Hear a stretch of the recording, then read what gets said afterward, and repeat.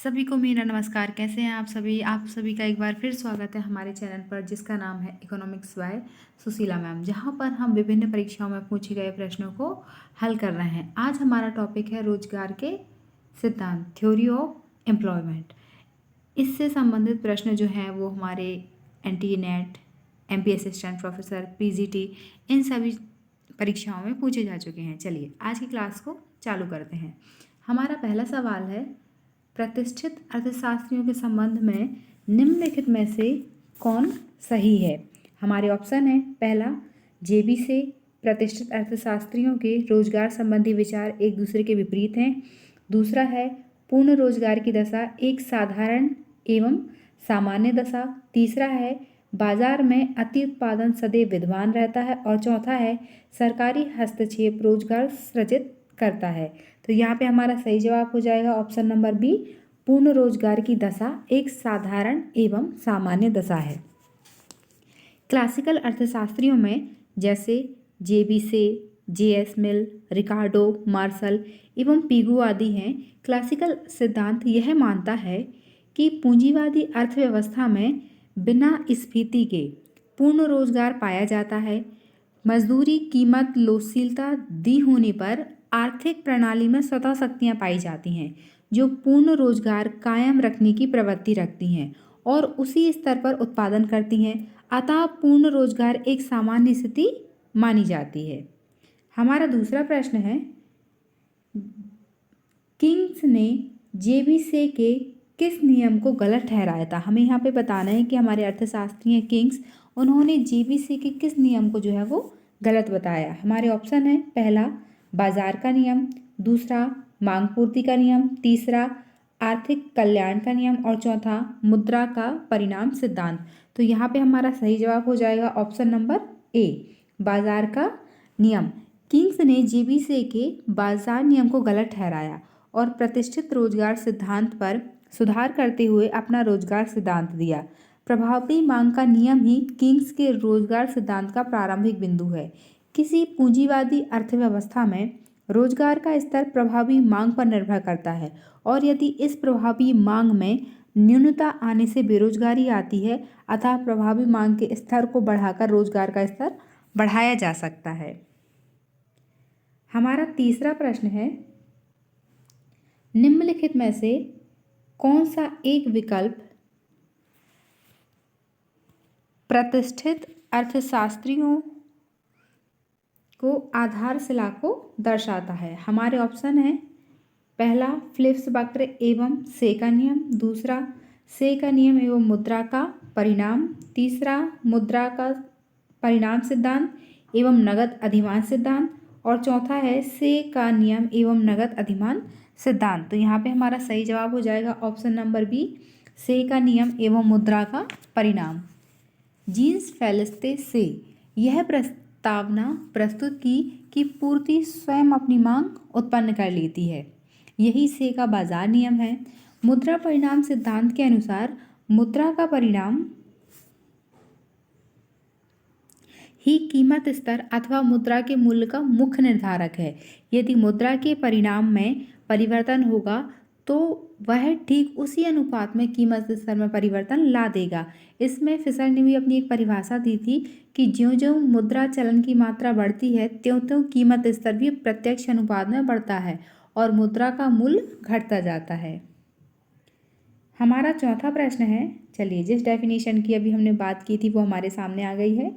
हमारा चौथा प्रश्न है, आपूर्ति अपनी मांग का स्वयं सृजन करती है, यह कथन किस अर्थशास्त्री का है। हमारे ऑप्शन है, पहला एडम स्मिथ, दूसरा JB से, तीसरा मार्शल और चौथा किंग्स। तो यहाँ पे हमारा सही जवाब हो जाएगा ऑप्शन नंबर बी, JB से। JB से ने कहा था कि पूर्ति या आपूर्ति अपनी मांग स्वयं सृजित करती है। इसका आशय यह है कि कोई भी उत्पादक जो बाजार में वस्तुओं को लाता है वह केवल उन्हें अन्य वस्तुओं के बदले बदलने के लिए ही लाता है। से का इस प्रकार के मत थे कि उत्पादन की कोई क्रिया बेरोजगार श्रमिकों तथा अन्य साधनों को रोजगार देगी। इसके फलस्वरूप अतिरिक्त उत्पादन के मूल्य के बराबर साधनों की आय का सृजन हो जाएगा। इस प्रकार उत्पादन की पूर्ति में वृद्धि, मांग में वृद्धि लाएगी।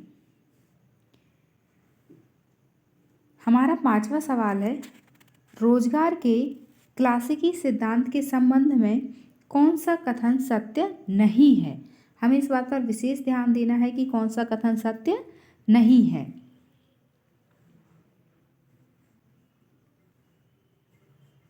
हमारा पहला ऑप्शन है, यह बचत को रिसाव मानता है। दूसरा, यह मान्यता है कि वास्तविक मजदूरी दर श्रम की सीमांत उत्पादकता के बराबर होती है। तीसरा है, यह मानता है कि समस्त पूर्ति पूर्णतः बेरोजगार होती है। और चौथा, यह मानता है कि मुद्रा एक परिसंपत्ति नहीं है। तो यहाँ पे हमारा सही जवाब हो जाएगा ऑप्शन नंबर ए, यह बचत को रिसाव मानता है। रोजगार का प्रतिष्ठित सिद्धांत यह मानता है कि यदि पूंजीवादी अर्थव्यवस्था में कीमत तंत्र को स्वतंत्र मान लिया जाए तथा अर्थव्यवस्था में किसी प्रकार का हस्तक्षेप न हो तो अर्थव्यवस्था में दीर्घकाल में सदैव पूर्ण रोजगार की स्थिति विद्यमान रहती है। रोजगार के क्लासिकल सिद्धांत में मुद्रा, मजदूरी तथा वास्तविक मजदूरी में परिवर्तन प्रत्यक्षता, संबंध तथा समानुपाती होता है। प्रतिष्ठित रोजगार सिद्धांत में बचत तथा विनियोग को ब्याज सापेक्ष माना जाता है और क्लासिकल अर्थशास्त्री दूरदर्शिता बचत को रिसाव नहीं मानते हैं।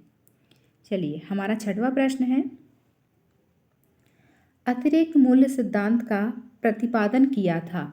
हमारे ऑप्शन है, पहला एडम स्मिथ, दूसरा माल्थस, तीसरा मार्क्स, चौथा रोस्टॉक। तो यहाँ पे हमारा सही जवाब हो जाएगा ऑप्शन नंबर सी, मार्क्स।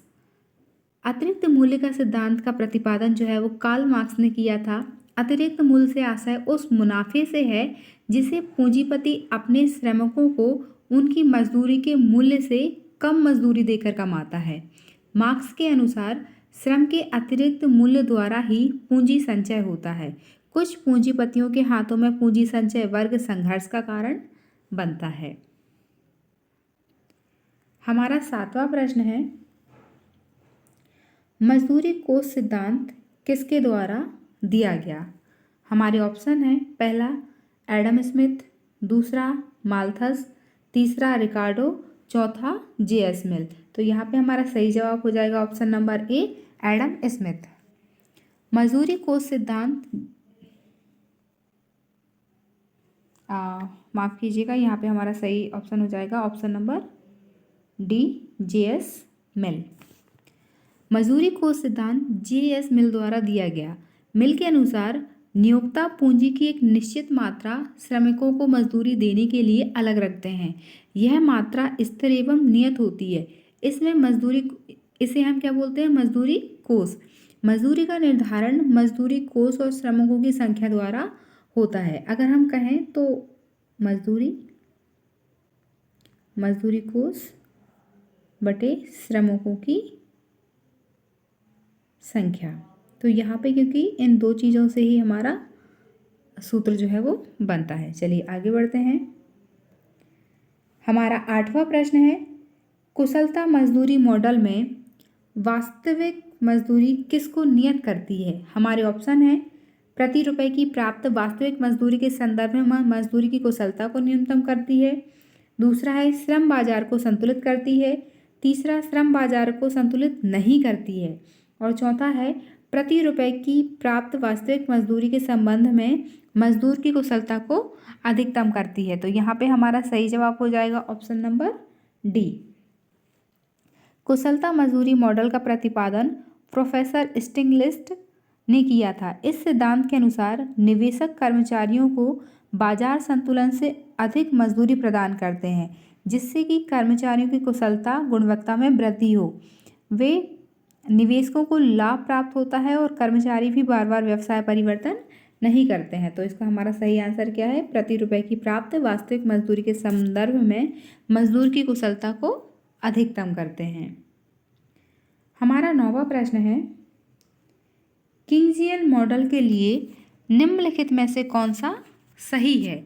हमारे ऑप्शन है, पहला, यह संसाधनों का पूर्ण उपयोग मानता है। दूसरा, उपरोक्त में से कोई नहीं। तीसरा, यह मुद्रा बाजार की उपेक्षा करता है। चौथा, यह आपूर्ति निर्धारित करता है। तो यहाँ पे हमारा सही जवाब हो जाएगा ऑप्शन नंबर बी।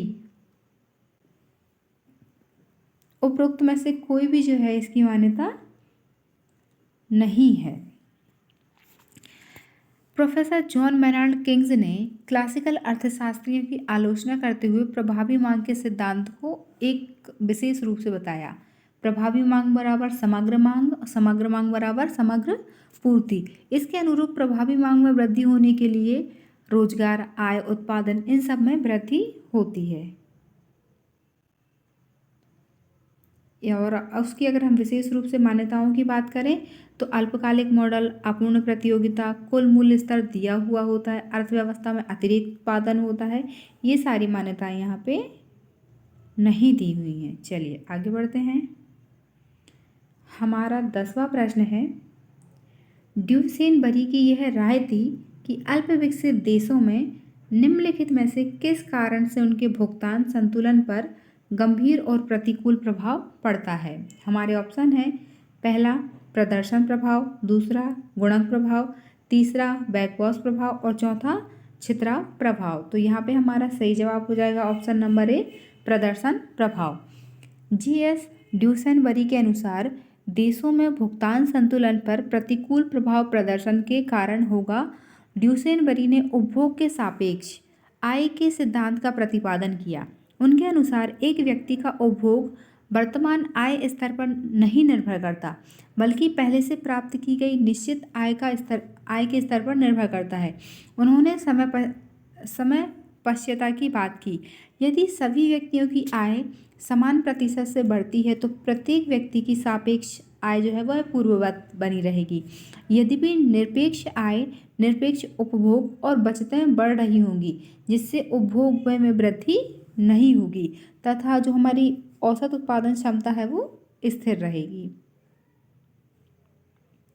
हमारा 11वां प्रश्न है, जब LM एक ऊर्ध्वाधर होता है, जब LM वक्र जो है वो ऊर्ध्वाधर होता है तो ऐसी स्थिति में निम्नलिखित में से कौन सा सही है मुद्रा आपूर्ति में वृद्धि के लिए। तो हमारे ऑप्शन है यहाँ पे, ब्याज दर में कमी, दूसरा आय के स्तर में गिरावट, तीसरा ब्याज दर में वृद्धि और चौथा आय के स्तर में कोई परिवर्तन नहीं होगा। तो यहाँ पे हमारा सही जवाब हो जाएगा ऑप्शन नंबर ए, ब्याज दर में कमी आएगी। चलिए इसको थोड़ा सा हम समझने का प्रयास करते हैं। ये हमारा एक वक्र बनता है। अब यहाँ पे dot dot dot dot dot dot dot dot same इसमें ये यहाँ पे आएगा। इसको हम थोड़ा बढ़ा लेते हैं। अब देखिए इसमें किस चीज़ की बात की जा रही है, हमारी ब्याज दर की। तो यहाँ पे हमारा ब्याज दर हो जाएगी। दूसरी बात की जा रही है हमारी इनकम की, तो यहाँ पे हमारी आय हो जाएगी। अब LM वक्र ऊर्ध्वाधर है तो इसको हम यहाँ पे LM कर देंगे और यहाँ पे LM1 कर देंगे। ठीक, ये हमारा R है, ये हमारा R हो जाएगा स्मॉल और ये हमारा R1 हो जाएगा। यहाँ पे आती है हमारी IS रेखा। ठीक, इसमें क्या बताया जा रहा है कि जब LM वक्र ऊर्ध्वाधर होता है तो ऐसी स्थिति में मुद्रा आपूर्ति करने से ब्याज दर में क्या होता है, कमी आती है। ब्याज दर जो है वो धीरे धीरे घटने लगता है और IS वक्र को स्थिर रखते हुए मुद्रा आपूर्ति से आय में वृद्धि तथा ब्याज दर में क्या हो जाती है, कमी आ जाती है। चलिए आगे बढ़ते हैं। हमारा 12वां प्रश्न है, उत्पादन और रोजगार निर्धारण का क्लासिकल विश्लेषण कहलाता है। हमारे ऑप्शन हैं, पहला स्थैतिक विश्लेषण,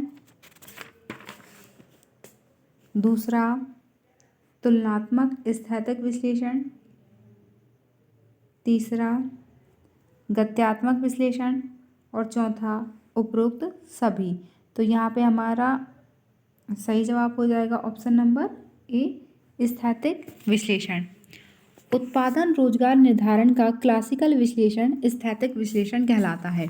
क्लासिकल अर्थशास्त्रियों ने रोजगार तथा उत्पादन निर्धारण के संबंध में कोई अलग से सिद्धांत नहीं प्रतिपादित किया, बल्कि उनका सिद्धांत वस्तुतः उनके श्रम की मांग एवं पूर्ति दृष्टिकोण से के बाजार सिद्धांत तथा ब्याज सिद्धांत से संबंधित विश्लेषणों का सम्मिलित रूप है। क्लासिकल अर्थशास्त्रियों के अनुसार एक ऐसी पूंजीवादी अर्थव्यवस्था में जिसमें बाजार यंत्र या मूल्य यंत्र के स्वतंत्र क्रियाशील पर रोक नहीं हो, अर्थात मांग एवं पूर्ति की शक्तियां स्वतंत्र रूप से कार्य कर रही हों, सदैव पूर्ण रोजगार की स्थिति बनी रहेगी।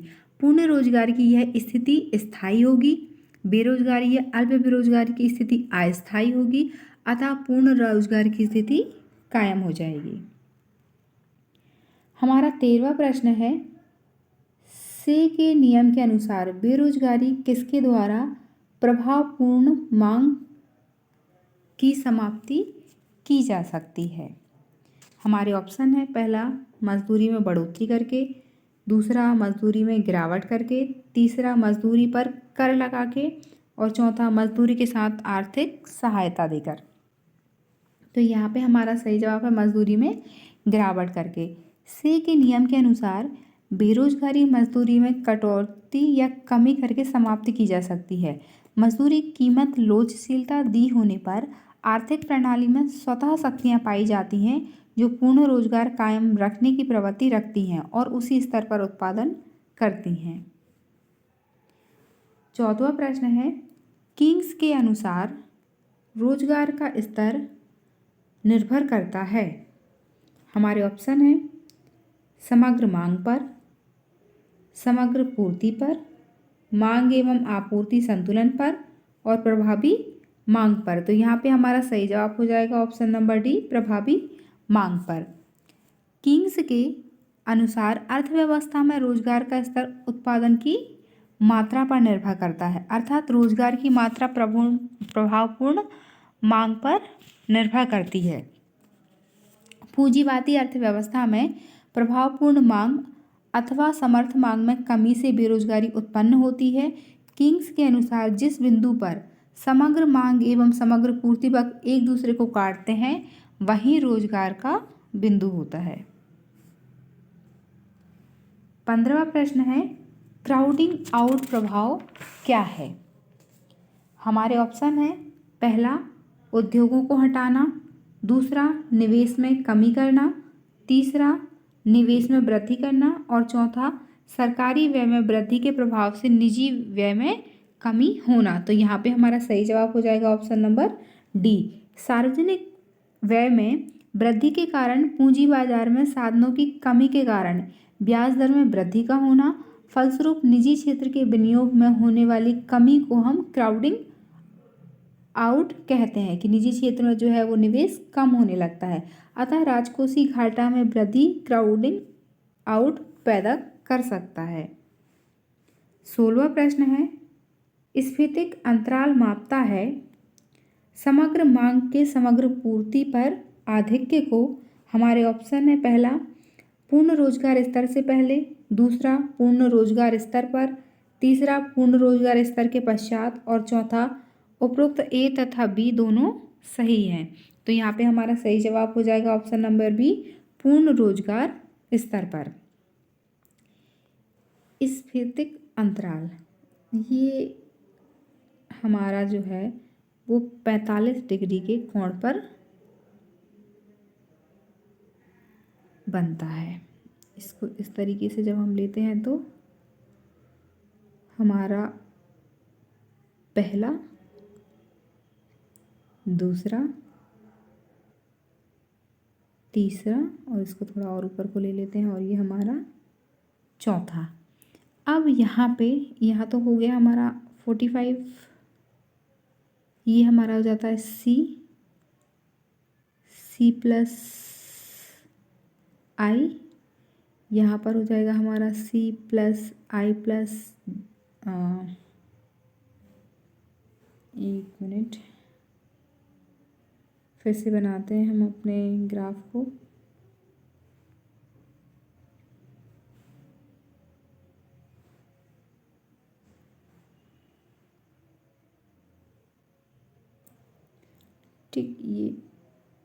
टोटल यहाँ पे लेते हैं 45।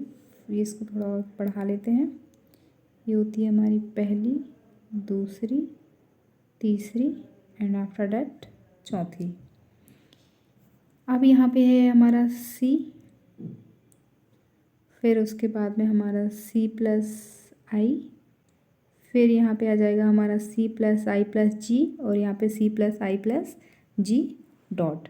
तो यहाँ पर ये जो हमारा बिंदु मिल रहा है बी बिंदु, ये स्फीतिक, यहाँ पे हमारा ये वाला ए बिंदु और ये बी बिंदु, ये दोनों ही क्या दिखा रहे हैं, हमारे स्फीतिक अंतराल को दिखा रहे हैं। स्फीतिक अंतराल समाज की संभावित प्रभावपूर्ण मांग तथा स्थिर कीमतों पर उपलब्ध उत्पादन की मात्रा के बीच अंतर को बताता है। जब यहाँ पे हमारा जब उत्पादन की मात्रा के बीच अंतर को व्यक्त करता है तो समाज द्वारा संभावित तथा नियोजित व्यय की कुल मात्रा भी इसमें अधिक हो जाती है। 17वां सवाल है, किंग्स का संबंध है, किंग्स प्रभाव का संबंध है। हमारे ऑप्शन है, पहला अल्प रोजगार की व्याख्या से, दूसरा जड़ मजदूरी दर की व्याख्या से, तीसरा तरलता जाल से, चौथा कीमत स्तर में वृद्धि का मुद्रा आपूर्ति पर पड़ने वाले प्रभाव से। तो यहाँ पे हमारा सही जवाब हो जाएगा ऑप्शन नंबर ए, किंग्स का प्रभाव संबंध अल्प रोजगार की व्याख्या से है। किंग्स का रोजगार सिद्धांत अल्पकालीन सिद्धांत है। अपने सिद्धांत के अल्पकालीन प्रभाव के कारण किंग्स ने यह मान लिया था कि तकनीक, संगठन, श्रमिकों की संख्या या कार्यकुशलता आदि तत्व अल्पकाल में यथास्थिर बने रहते हैं। 18वां सवाल है, किंग्सीय रोजगार सिद्धांत में समग्र मांग वक्र व्यक्त करता है। यहाँ पे हमारे ऑप्शन हैं, पहला श्रम की प्रत्याशित मांग, दूसरा पूंजी की प्रत्याशित मांग, तीसरा प्रत्याशित बिक्री आगम, चौथा प्रत्याशित लाभ की दर। तो यहाँ पे हमारा सही जवाब हो जाएगा ऑप्शन नंबर सी, प्रत्याशित बिक्री आगम। किंग्सीय रोजगार सिद्धांत में समग्र मांग वक्र प्रत्याशित बिक्री आगम व्यक्त करता है। किंग्स के अनुसार सिद्धांत में किंग्स के रोजगार सिद्धांत में समग्र मांग वक्र रोजगार के किसी दिए हुए स्तर पर मुद्रा अथवा आय की वह कुल राशि समस्त कीमत होती है जो कि श्रम के उस मात्रा में लगाए जाने पर उत्पादित उत्पादन के विक्रय से प्राप्त हो जाती है। हमारा 19वां प्रश्न है, श्रम के पूर्ति वक्र के विपरीत दिशा में झुकते हुए होने का कारण है। हमारे ऑप्शन है, पहला कार्य द्वारा आगम को प्रत्याशित करना, दूसरा आराम द्वारा कार्य को प्रतिस्थापित करना, तीसरा मजदूरी दर का अति अल्प होना और चौथा श्रम की मांग का तीव्र होना। तो यहाँ पर हमारा सही जवाब हो जाएगा ऑप्शन नंबर ए, कार्य द्वारा आयाम को प्रतिस्थापित करना। इसको भी हम थोड़ा सा ग्राफ के माध्यम से समझ सकते हैं। ये होता है हमारा यहाँ पे ई बिंदु, यहीं पे हमारा जो कर्व है वो मेन उसमें आता है। ये है हमारी सप्लाई, ठीक, जिसे हम एस से प्रदर्शित करते हैं। ये जो ऊपर का हिस्सा है हमारा, ये आय प्रतिस्थापन प्रभाव है, और ये आय प्रभाव क्या है, प्रतिस्थापन प्रभाव से ज़्यादा है क्योंकि ये ऊपर है, और यहाँ पे क्या है, आय प्रभाव जो है वो प्रतिस्थापन प्रभाव से कम है। यहाँ पे भी प्रतिस्थापन प्रभाव आएगा और यहाँ पे भी प्रतिस्थापन प्रभाव आएगा। एक जगह ये बढ़ते हुए क्रम में है और दूसरी जगह ये घटते हुए क्रम में है, और ये हमारा क्या है, सप्लाई वाला पॉइंट है। तो श्रम की पूर्ति वक्र के विपरीत दिशा में झुकते हुए होने का कारण क्या है, यहाँ पे जब कभी मजदूरी में परिवर्तन होने से दो परस्पर विपरीत प्रभाव उत्पन्न होते हैं, और विपरीत प्रभाव कौन कौन से हैं, प्रतिस्थापन तथा आय प्रभाव। यदि आय प्रभाव इतना ऋणात्मक हो कि वह प्रतिस्थापन प्रभाव को समाप्त कर दे तो पूर्ति वक्र पीछे मुड़ जाएगा, जैसा चित्र में है। पूर्ति वक्र कुछ दूरी तक तो बाएं से दाएं ऊपर उठा हुआ होगा, तब तक तो मजदूरी के बढ़ने के साथ साथ श्रमिक अधिक कार्य करेंगे। यहाँ तक तो प्रतिस्थापन प्रभाव आय प्रभाव से अधिक शक्तिशाली है, किंतु एक सीमा के बाद आय प्रभाव अधिक शक्तिशाली हो जाता है। तो ऐसी स्थिति में मजदूरी की वृद्धि के कारण क्या है, श्रम की पूर्ति में कमी हो जाती है। 20वां प्रश्न है, बेरोजगारी की समस्या को हल करने के लिए जेबी से ने सुझाव दिया था। हमारे ऑप्शन है ए मांग में सामान्य वृद्धि का, दूसरा अधिक निवेश का, तीसरा वास्तविक मजदूरी में कटौती का और चौथा बचत प्रवृत्ति में वृद्धि का। तो यहाँ पे हमारा सही जवाब हो जाएगा ऑप्शन नंबर बी, अधिक निवेश का। बेरोजगारी की समस्या को हल करने के लिए जेबी से ने अधिक निवेश का सुझाव दिया।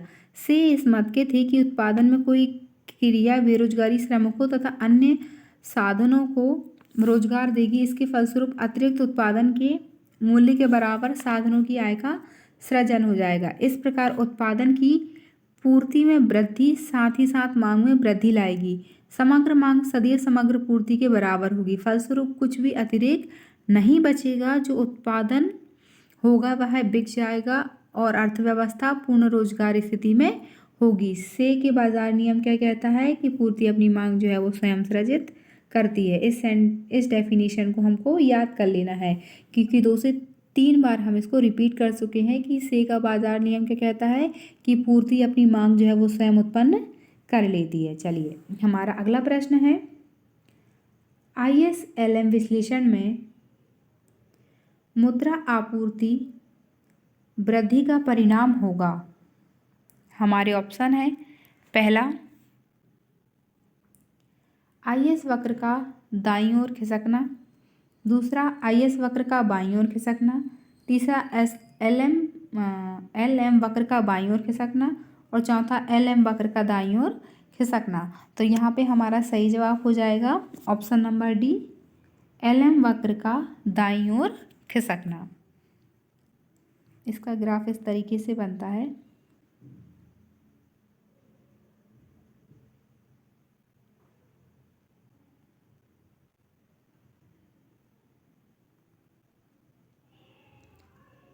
ठीक, एक वक्र हमारा यहाँ से जाएगा और दूसरा वक्र हमारा यहाँ से जाएगा।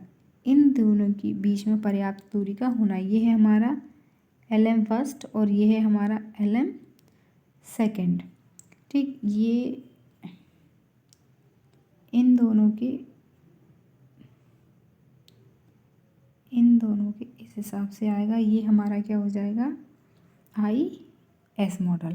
ठीक, और ये है हमारा क्या जा रहा है यहाँ पे LMS मॉडल। ठीक, तो यहाँ पे क्या बताता है कि सरकार अपनी मौद्रिक नीति से परिवर्तन के द्वारा LM वक्र को दाईं ओर से नीचे विवर्तित कर पूर्ण रोजगार प्राप्त कर सकती है। सरकार या तो देश का केंद्रीय बैंक मौद्रिक नीति के द्वारा IS वक्र को स्थिर रखकर LM वक्र को दाईं ओर विवर्तित कर सकती है, या फिर LM के विवर्तन को नई मुद्रा का सृजन खुलेआम की क्रिया आदि के द्वारा लाया जा सकता है। 22वां प्रश्न है, ब्याज निर्धारण के आधुनिक सिद्धांत की व्याख्या की।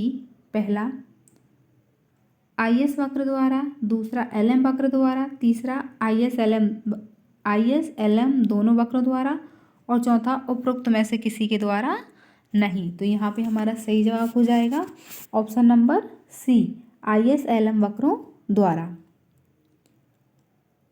हिग्स और हैंसन के LM एवं IS वक्र के सिद्धांत के अनुसार ब्याज की दर तथा आय का स्तर दोनों एक साथ निर्धारित होते हैं, जिसका ब्याज दर तथा आय स्तर पर निवेश तथा बचत परस्पर संतुलन में होंगे।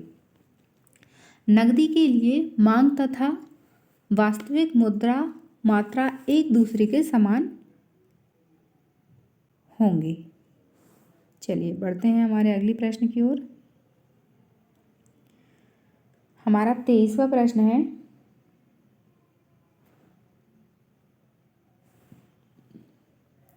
क्लासिकल रोजगार सिद्धांत में श्रम बाजार की पूर्ण निकासी किससे होती है। हमारे ऑप्शन है पहला ब्याज दर की लोचशीलता के कारण, दूसरा मजदूरी दर की लोचशीलता के कारण, तीसरा वस्तुओं के मूल्य की लोचशीलता के कारण और चौथा वस्तु बाजार में क्लासिकल अभिमानों की पूर्ण प्रतियोगिता के मान्यता के कारण। तो यहाँ पे हमारा सही जवाब हो जाएगा ऑप्शन नंबर बी, मजदूरी दर की लोचशीलता के कारण। क्लासिकल रोजगार सिद्धांत में श्रम बाजार की पूर्ण निकासी मजदूरी दर की लोचशीलता के कारण होती है। पीकू के अनुसार अर्थव्यवस्था में बेरोजगारी मजदूरी ढांचे के विलोच होने तथा स्वतंत्र बाजार व्यवस्था के कार्यकरण में संक्षेप से उत्पन्न होती है। अतः यदि मजदूरी में नकद कटौती की नीति अपना ली जाए तो बेरोजगारी दूर की जा सकती है। 24वां प्रश्न है, निम्न में से किस अर्थशास्त्री ने आर्थिक स्थिति के स्तर के निर्धारण के रूप में प्रभावी मांग का सर्वप्रथम उल्लेख किया? हमारे ऑप्शन हैं डी रिकार्डो, टी.एस. माल्थस, ए. मार्शल और चौथा जे.एम. किंग्स। तो यहाँ पे हमारा सही जवाब हो जाएगा option number B, Malthus. Malthus ने आर्थिक स्थिति के स्तर के निर्धारण के रूप में प्रभावी मांग का सर्वप्रथम उल्लेख किया। किंग्स ने अपने उत्पादन तथा रोजगार के सिद्धांत में प्रभावी मांग का प्रयोग किया। किंग्स के अनुसार अर्थव्यवस्था में प्रभावी मांग वहाँ होती है जहाँ अर्थव्यवस्था में रोजगार स्तर, उत्पादन स्तर तथा इस तीनों स्तर, रोजगार, उत्पादन और आय, तीनों स्तर बराबर होते हैं। समर्थ मांग दो निर्धारण तत्वों पर निर्भर करती है, समग्र मांग फलन और समग्र पूर्ति फलन। 25वां प्रश्न है, वास्तविक मजदूरी पद लागू होता है? हमारे ऑप्शन है पहला श्रमिकों द्वारा प्राप्त यथार्थ मजदूरी पर, दूसरा श्रमिकों द्वारा प्राप्त यथार्थ मजदूरी प्लस बोनस दर पर, तीसरा यथार्थ मजदूरी भविष्य निधि पर और चौथा उपरोक्त में से कोई नहीं। तो यहाँ पे हमारा सही जवाब हो जाएगा ऑप्शन नंबर डी। ये सभी चीज़ें हैं वो वास्तविक मजदूरी पर लागू नहीं होती। अब वास्तविक मजदूरी को हम थोड़ा समझ लेते हैं। वास्तविक मजदूरी पद दिए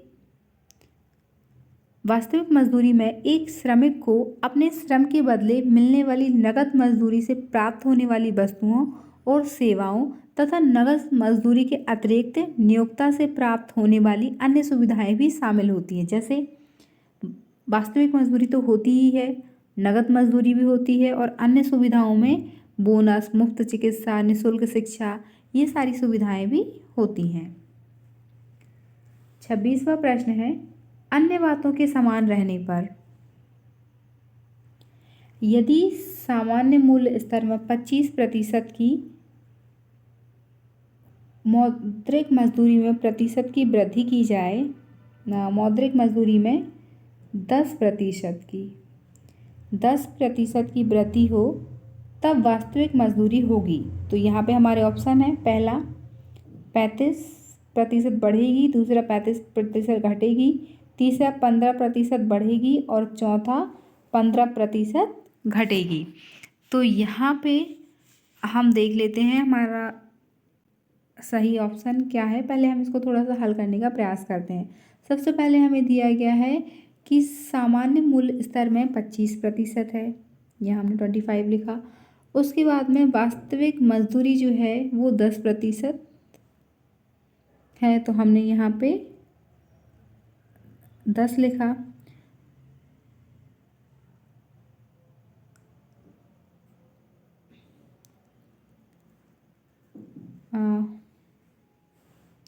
यहाँ पे हमारा सही आंसर हो जाएगा ऑप्शन नंबर डी, 15% घटेगी।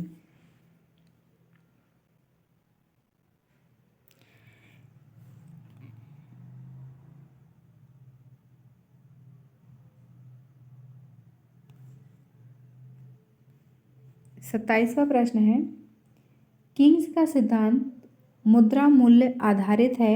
ऑप्शन है पहला मुद्रा की पूर्ति पर, दूसरा आय रोजगार एवं निवेश पर, तीसरा उपयुक्त दोनों पर और चौथा उपरोक्त में से कोई नहीं। तो यहाँ पे हमारा सही जवाब हो जाएगा ऑप्शन नंबर सी, उपयुक्त दोनों पर।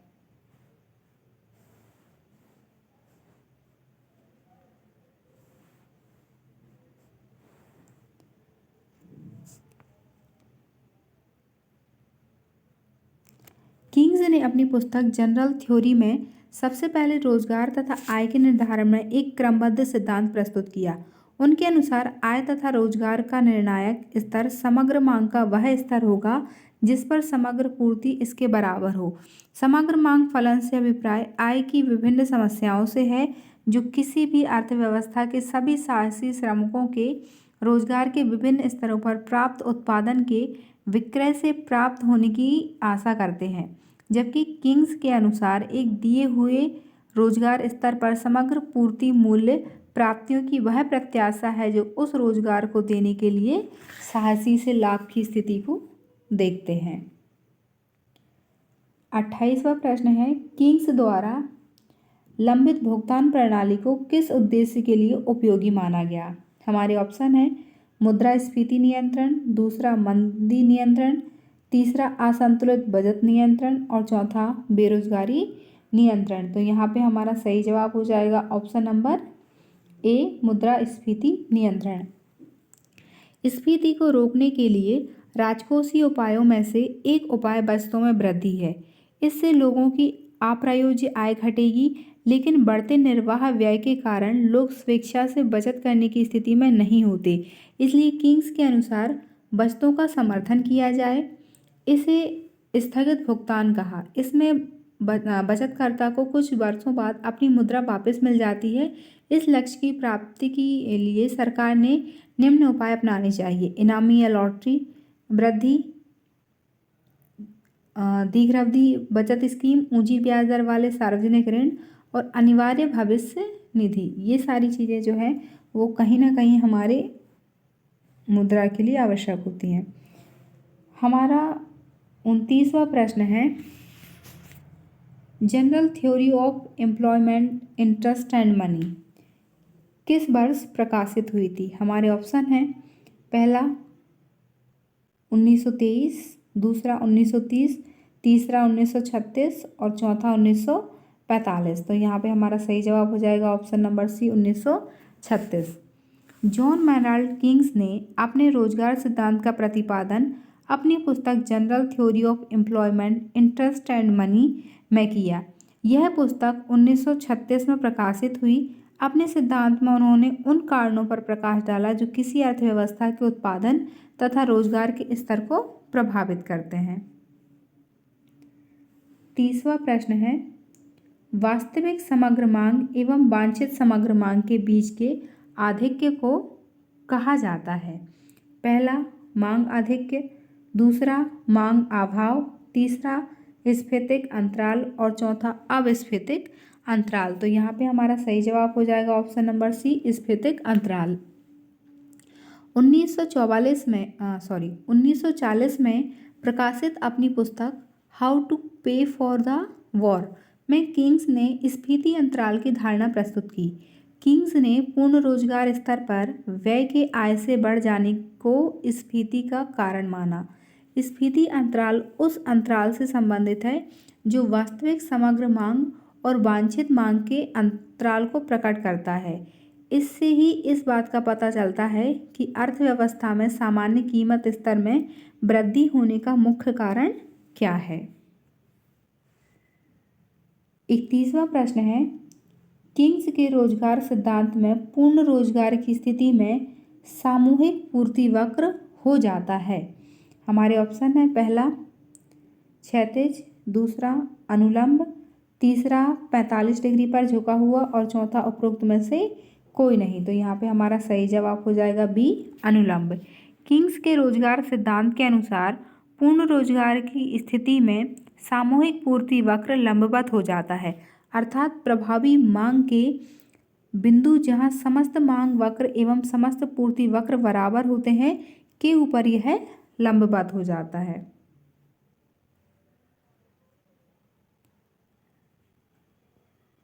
32वां प्रश्न है, रोजगार गुणक का प्रतिपादन किसने किया?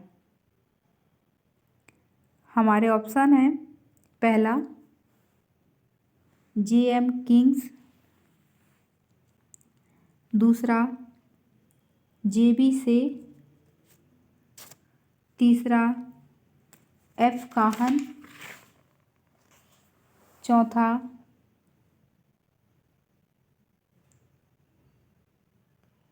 हिक्स तथा हैंसन।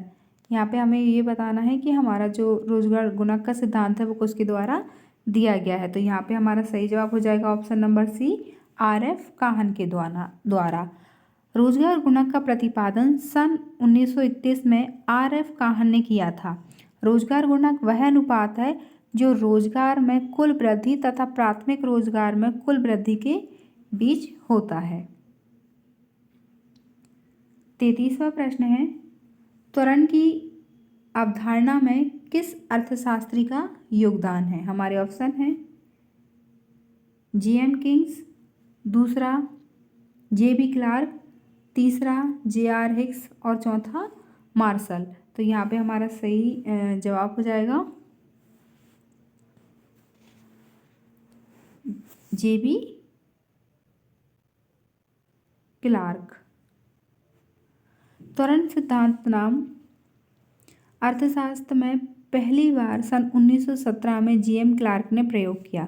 हिक्स, सैमुअल्सन तथा गुडविन ने व्यापार चक्रों से संबंध विकसित किया। त्वरण सिद्धांत इस तथ्य पर आधारित है कि पूंजीगत वस्तुओं की मांग उन उपभोग वस्तुओं की मांग से व्युत्पन्न होती है जिनके उत्पादन में वे सहायक होती हैं। त्वरण सिद्धांत के इस विवरण को हिक्स ने आर्थिक विस्तार से प्रस्तुत किया। यह प्रेरित निवेश द्वारा उत्पादन में जो परिवर्तन होता है उसका अनुपात है।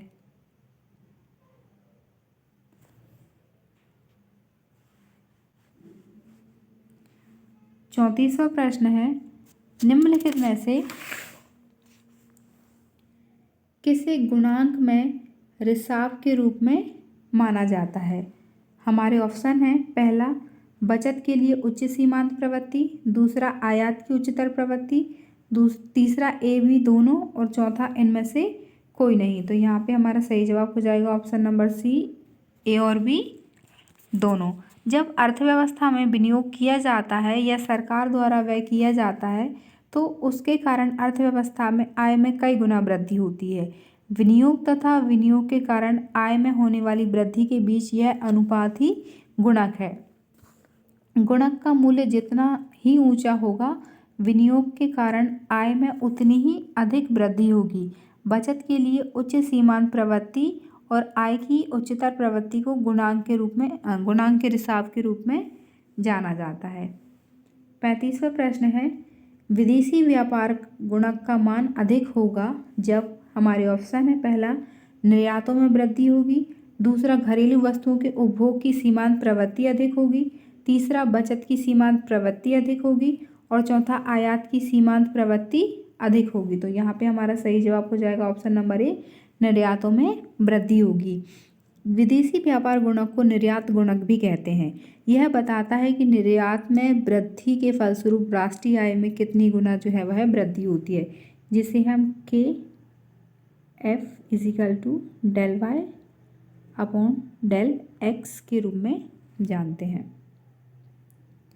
36वां प्रश्न है, त्वरक संबंधित है। हमारे ऑप्शन है, पहला प्रेरित निवेश से, दूसरा स्वायत्त निवेश से, तीसरा प्रेरित और स्वायत्त निवेश दोनों से और चौथा है इनमें से कोई नहीं। तो यहाँ पे हमारा सही जवाब हो जाएगा ऑप्शन नंबर ए, प्रेरित निवेश से।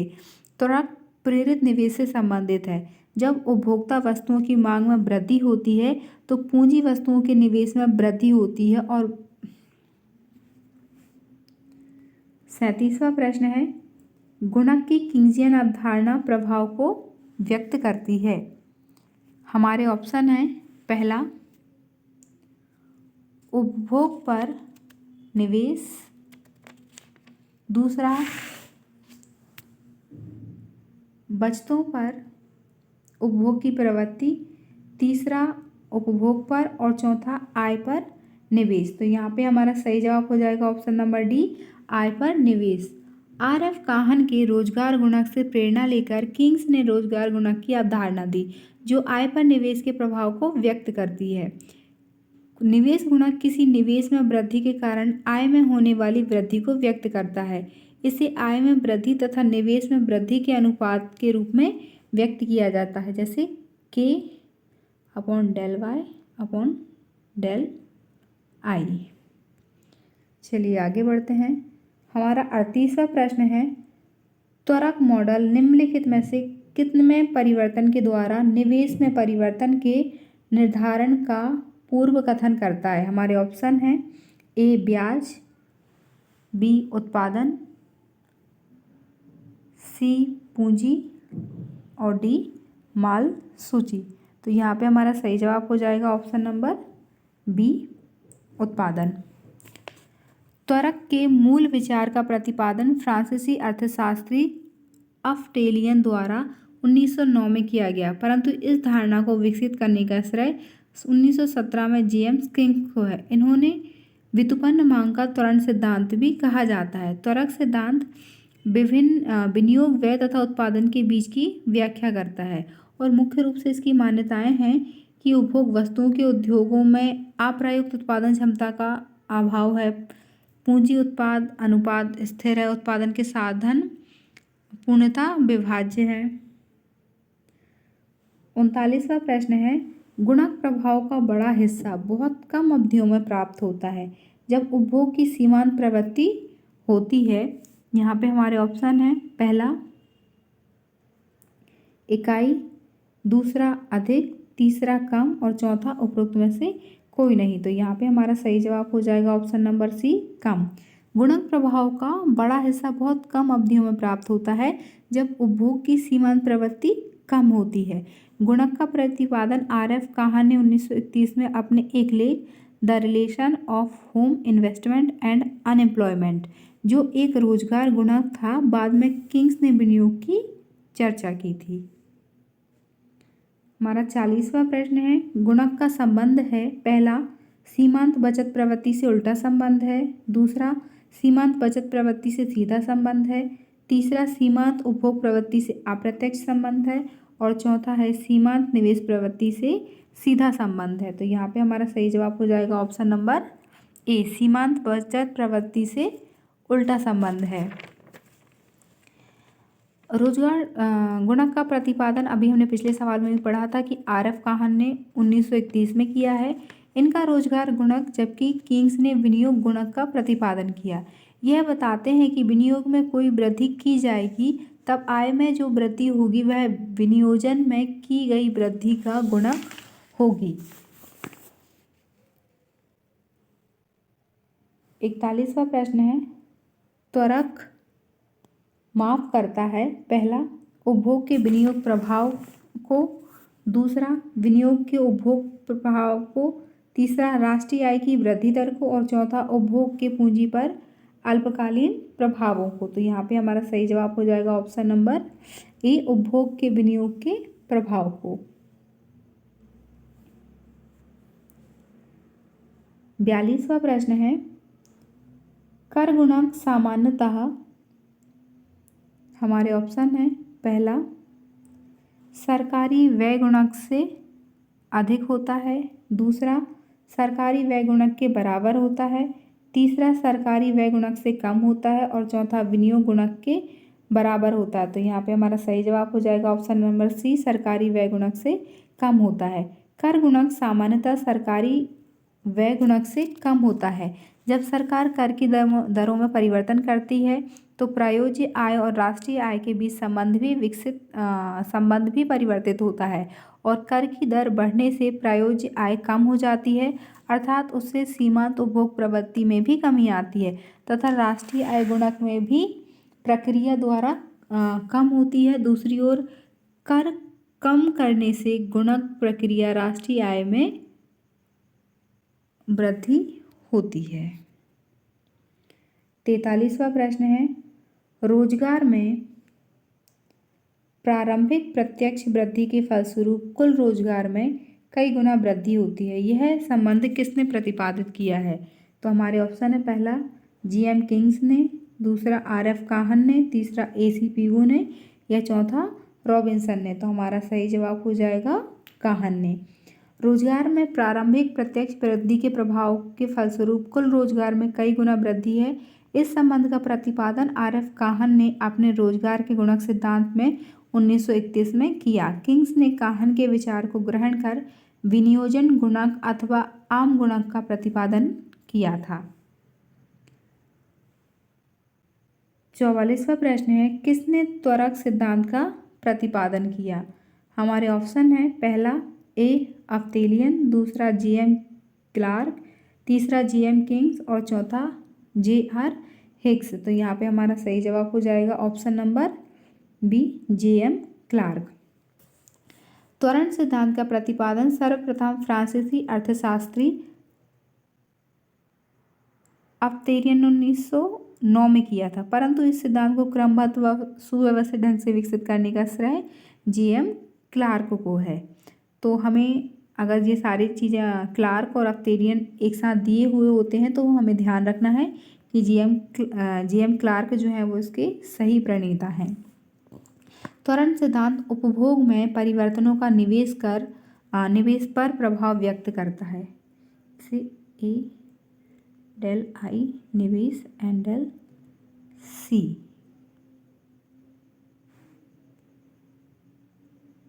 पैंतालीसवां प्रश्न है, त्वरण सिद्धांत से तात्पर्य है, हमारे ऑप्शन है, पहला अगर उपभोग त्वरित होता है तो विनियोग भी त्वरित होगा, दूसरा अगर बचत में वृद्धि होती है तो विनियोग त्वरित होगा, तीसरा अगर जीएनपी घटता है तो विनियोग त्वरित होगा, और आखिरी है अगर निवेश में वृद्धि होती है तो राष्ट्रीय आय में भी वृद्धि होगी। तो यहाँ पे हमारा सही जवाब हो जाएगा ऑप्शन नंबर ए, अगर उपभोग त्वरित होता है तो विनियोग भी त्वरित होगा।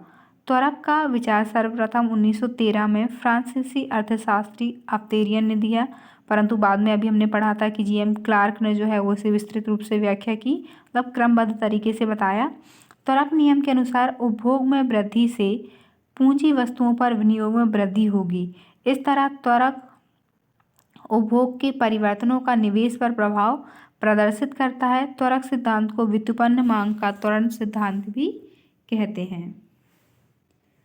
हमारा 46वां प्रश्न है, गुणक व्यक्त करता है, पहला विनियोग तथा आय के संबंध को, दूसरा विनियोग और उपभोग के संबंध को, तीसरा विनियोग वृद्धि और आय वृद्धि के संबंध को, और चौथा विनियोग वृद्धि और उपभोग के संबंध को। तो यहाँ पे हमारा सही जवाब हो जाएगा ऑप्शन नंबर ए, विनियोग और आय के संबंध को। गुणक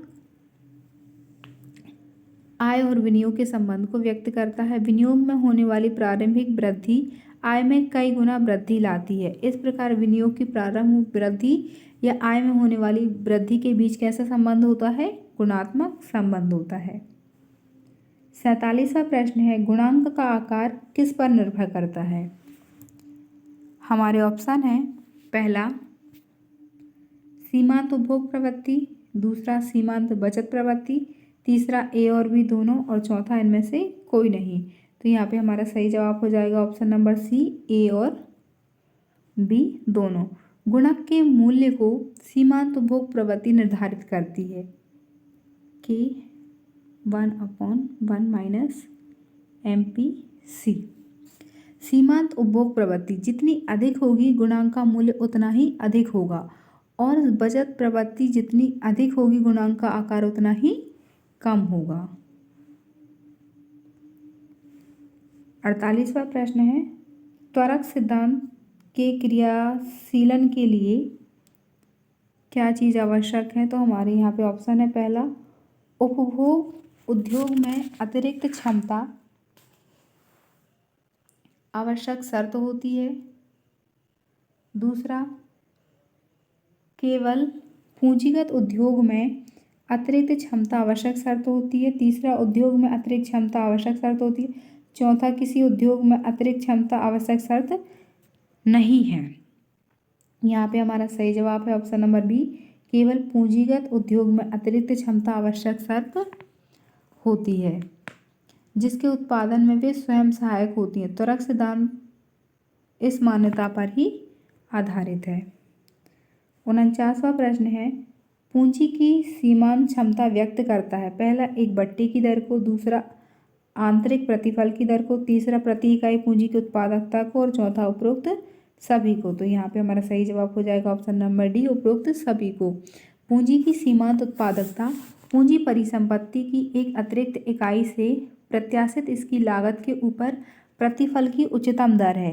किंग्स के अनुसार पूंजी की सीमांत उत्पादकता बट्टा दर के बराबर होगी जो पूंजी परिसंपत्ति के जीवन काल के दौरान उससे प्राप्त प्रत्याशित प्रतिफलों द्वारा दी गई वार्षिकाओं की श्रृंखलाओं के वर्तमान मूल्य को उसकी पूर्ति कीमत के बिल्कुल विपरीत बराबर करेगा।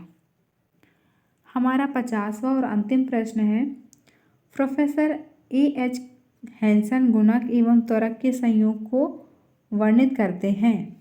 पहला प्रदर्शन प्रभाव के रूप में, दूसरा समृद्धि प्रभाव के रूप में, तीसरा प्रत्याशित प्रभाव के रूप में और चौथा उपरोक्त में से किसी भी रूप में नहीं। तो यहाँ पे हमारा सही जवाब हो जाएगा ऑप्शन नंबर बी, समृद्धि प्रभाव के रूप में। Professor A.H. हैंसन गुणक एवं त्वरक के संयोग को समृद्धि प्रभाव के रूप में वर्णित करते हैं। ये वीडियो आपको कैसी लगी कमेंट करके ज़रूर बताइएगा। हमारे चैनल को सब्सक्राइब,